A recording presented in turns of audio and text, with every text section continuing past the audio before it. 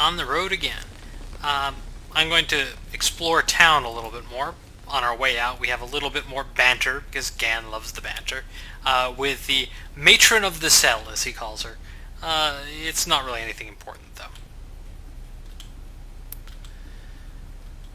And more or less he talks about, more or less intruding on her dreams, and, yeah, you know. She tells us to get lost, basically. Back outside, it's starting to get dark.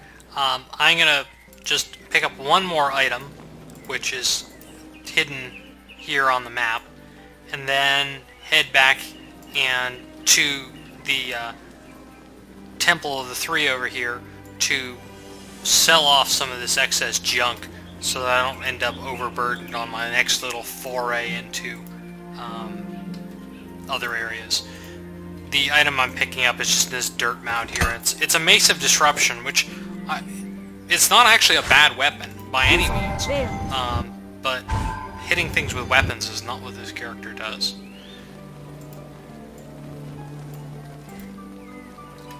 Though I do have the martial weapons feat, and I may actually bother to buy one of the better melee weapons, just from the standpoint of sometimes it's just not worth waiting for spells and you're just trying to finish something off.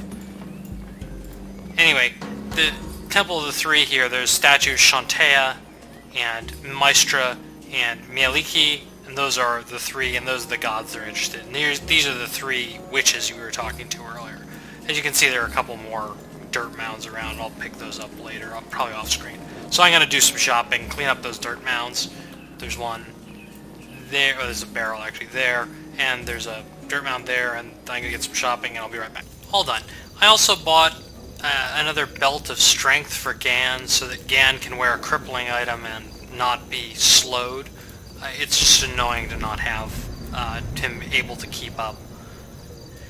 This is the shadow portal I was talking about. There are actually two on the main town map, one here down in the bottom right corner, and one here at the right underneath the end, more or less. There are two more shadow portals, one in the Vale Theater we've already been through, and there's also one in the sloop, which we'll get to in a while. I'm going to rest up and buff up and meet you on the other side. I have used Tensor's transformation to try and get out of some of these things. I don't really actually want to bother trying to fight these enemies with spells, just because they're just not hard enough to justify it. As you can see, Tensor's transformation is making fairly quick work of them. Not super fast, maybe, but fast enough for what I need to do. And for one level 6 spell, and I cast Haste as well, one level 3 spell to kill 3 enemies, it's fairly cheap. Ice Storm is unreliable here because a lot of the enemies are immune to ice. Undead tend to be. Greater Missile Storm is just too high a level, and I don't really have any good sort of mid-level spells other than like Call Lightning, which are really not that great. So I'm actually just going to run past these enemies and run down to the bottom of the hill here, and there are a couple more similar enemies, and I'm just going to fight them off screen and be right back. There are 2 unmarked graves here with just some random loot. And up ahead there are some actually fairly difficult enemies, so I'm going to do a little bit of preparation first. I'm going to cast a Lesser Spell Mantle. I cast a fresh mirror image just before I resumed the video. And I'm going to use my familiar as a bit of a decoy.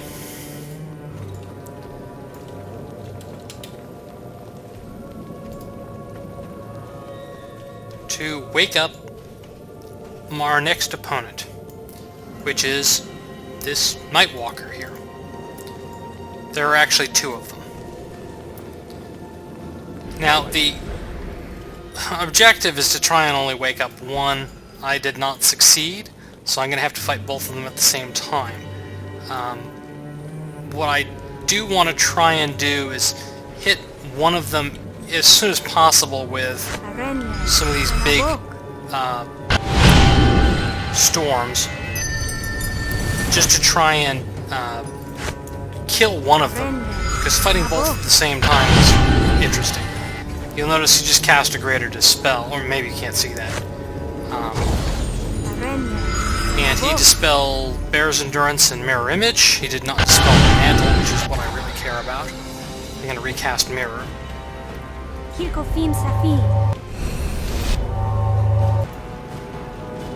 And it looks like we did manage to split them up, because the other one is still over here.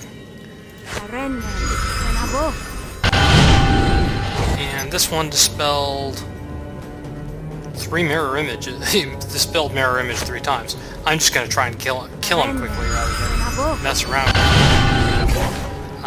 They can also cast things like Word of Faith, which will stun you, which is why I have the mantle up. But fortunately, I managed to get through them without any interesting effects. Like most spellcasters, they have the ability to paralyze you, and for a single character party, that's kind of lethal. You'll notice that they drop Brilliant Power Essences, which require... well, they're actually what you enchant with. If you look at all these volatile essences here, individual volatiles are too weak. You can combine 8 volatiles to make a brilliant, and then 8 brilliants to make a pristine. And 3 pristine is the highest you need. However, you need to be level 30 to make it take advantage of a full pristine, so it's really not very useful at this point. Okay, I'm going to make sure that Skin of Shadows up, because there's a rather nasty trap on the Death God's Vault, which still managed to injure me. As you can see, the healing from this belt is very useful, because it means I don't have to cast just little healing spells to just keep my health up. It really actually makes most of the healing spells I have obsolete, since I have so few hit points. Anyway, we'll see you on the inside. The Death God's Vault, like the outside, is a dangerous area to rest. I may still try and rest, just from the standpoint of I used up all of my maximized storms, and they're kind of useful. Our new party member is right here, Kaelyn the Dove. And if you remember talking to the rest of the menagerie outside, this is the person There they are were talking few who to. would brave the tattered black gates that tie this shadow Mulsantir to its twin. Yet you have come, brave or not. What is your reason for coming here? Has something called you to this place? And you can ask about That does her not surprise siblings. me. My siblings are loyal and often quite persistent. No doubt it was Ephraim or Souza who you met. Possibly both. I have been cut off from the menagerie for some time, and it seems they have not given up the hunt. But it would be unlike them to surrender such a hunt, especially for their sister. I am Kaelyn, formerly of the House of the Triad. My spirit now lies within the House of Ilmater. And apparently we know nothing about Forgotten Realms religion, which is good enough, because there's not really much to know. Ilmater is the god of martyrs and suffering. He brings solace to those in pain, or to those who feel incomplete. You know his name and his acts, then. He calls us all, and comforts the wounded. Even in this place, I can feel his presence, and it grants me the strength to continue on. Not surprisingly, she's a cleric. And, we'll ask if she wants to come I along. would welcome company. My watch here has been a silent one. Still, my purpose is here. I must find a way to the lower vault. No matter what I try, this gate blocks my efforts. I can find no key, no means of opening it. I do not know what more to do. You can all actually just attack her at this point, which I would really recommend not doing. If you are going to attack her, it's mostly because you want to eat her soul, and to do that you need something later. But I'm getting ahead of myself, and soul eating? Did I mention that? We'll get back to that. There would be value in such an alliance. And this gate has yet to yield its secrets. Perhaps elsewhere in this vault lies a key. I pledge myself to your service.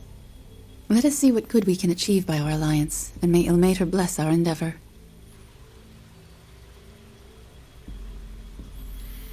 And Kaelyn is a cleric, Yes? and she's a half celestial, which gives her a bunch of random, like Gan, racial feats. In her case, she can cast some 7th level and higher spells as racial abilities. Has lots of resistance. The wings just give her improved movement speed. She is, as clerics go, not too bad. She's already level 17, so she has all her spells. But we are, of course, going to cripple her with... Come this way. Oh, let's see. What shall we use? My magic will erase. Come this way. Anyway, I'll clean up and we'll do a little bit of exploring to this area in a second. And let's have a little chat with Kaelyn. Something you require? Of course. And, My just, history's in the past, where it belongs. she doesn't Let like us you look to the prying. future. I am sorry, but my past efforts have shamed me, and they are difficult to speak of. No, it is I who must ask your forgiveness. Perhaps as we travel more together, I shall find the words and the will to speak them. Kaelyn, unlike Gan, more or less, obsequious kindness and just flattery, I don't know, is Of course. much more effective. My powers are well served in dealing with the aftermath of a battle, but it would Well, be she wise tells you they to know talk the to Gan. spirits, the beast gods of this land, of course. I come from the slopes of Celestia. My heritage is evidenced in my wings and my eyes. I noticed that. Your eyes are like mirrors, which makes them doubly pleasing to me. It allows me to admire my reflection without need for a looking glass. I see. I hope you can, with eyes like that. I'm a lot to take in at once, so feel free to study me at length if you must. I am used to such attention. Yeah, I like the first response. You might need to step back to look at Gan. His ego alone can fill a castle. Such fire to your words, they burn me. Quick, get the priestess to fan me with her wings. Are you making light of me? I would never do such a thing. Although with eyes like yours, do you know what light is? You are strange. There is much about your heritage that evidences in your behavior. I am curious what this ebony-eyed creature of the slopes of Celestia sees in a humble hagspawn such as I. Pray, priestess, continue. Very well. I see that your feet find the patterns of dirt and sand beneath them uncomfortable, as if you are used to stepping in dreams, not earth. You toss about words like a wind around you, in the hopes that their speed and flurry will deflect questions and prevent you from being seen for what you are. You are hurt, Genevieve of Dreams, and that pain drives you to hurt others, for you have been taught that that is the wheel that turns the world. And you saw that from looking at him? Ah, I think your faith has led you astray, and your eyes may not see as deeply as I may have thought. A shame, but no doubt my colors would blind you. Spectra of color are something I know only from text, not from experience. My eyes do not perceive color as you do. There is only black, white, and little else. It is another mark of my heritage, and I do not find it a hindrance. My grandfather once said it was something my belief had chosen, not my blood. I would not call it blindness, but I see the world differently, yes. My eyes can perceive the spectrum of planes at times, even if the array of colors is lost on them. Huh. A little bit about the shadow plane. Your journey marked you, and I sense an absence within you as if your heart was removed. Its pain has faded to be replaced with something new, an affliction seeping into the open wound. Whatever affliction I sense within you that has filled the wound, it feels larger than the wound itself, as if the wound is merely a door. I do not know if Ilmater's blessings will aid you, but the fact you bear such pain is a testament to your strength of will. Of course. And,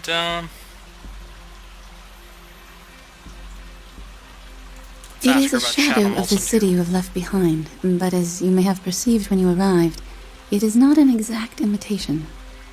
There are distortions of architecture, and sometimes a different flow of streets or paths. It is enough to recognize what shadow Mulsantir is supposed to represent, but not what it is. I hope that served to dispel your confusion rather than compound it. To describe shadow is an elusive thing. Alright, well, enough questions for now. I lied. One last question. Something you require. Of course. The House of the Triad is not a temple, nor is it a place upon the prime material plane. It is the name bestowed to the three great mountains circling Mount Celestia on the outer plains. The realms of Torm, Tyr, and Ilmater lie upon the crest of each mountain, and the triumvirate forms the House of the Triad. It is a place of great beauty, where the orchestrations of divas are carried on the wind and sun. But it is sealed to me, and never again shall I know its comfort. Well, she's a fallen angel, more or less. The House of the Triad is closed to me, as is all of Celestia, even Ilmater's realm, with its temple that embraces the sky. No creature there can feel pain, fatigue, or even exhaustion. One is renewed within its walls. There are times I miss it, I confess. To comfort the suffering is at the heart of Ilmater's beliefs, and it extends to his disciples as well. I thank you for your sympathy. To show compassion for others brings one closer to my God, and those we seek to heal. Alright, that's really it.